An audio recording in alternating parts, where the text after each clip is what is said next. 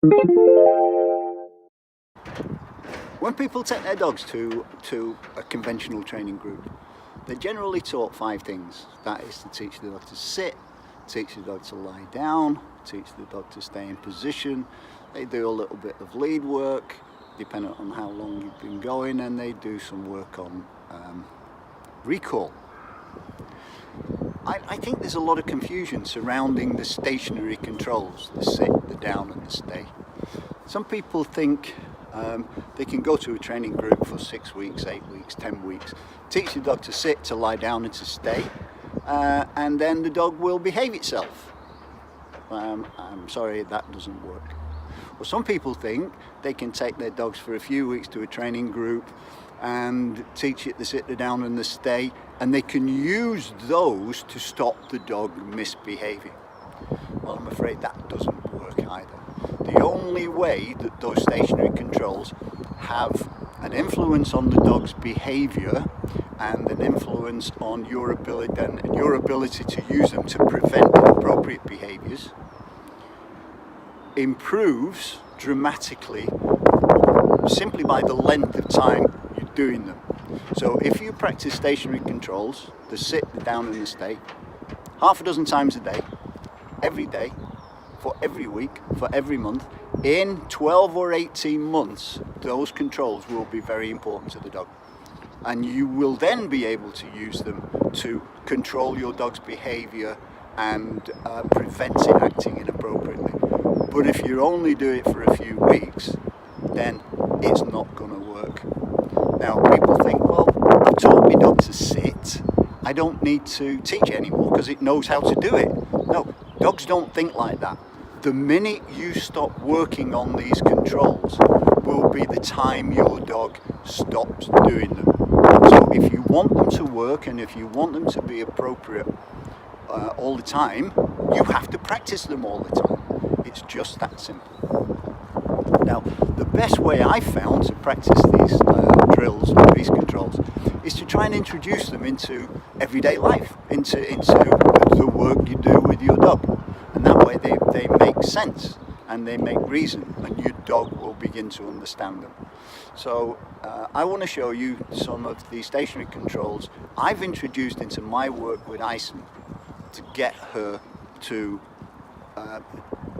respond to the drills, and those drills are fairly important.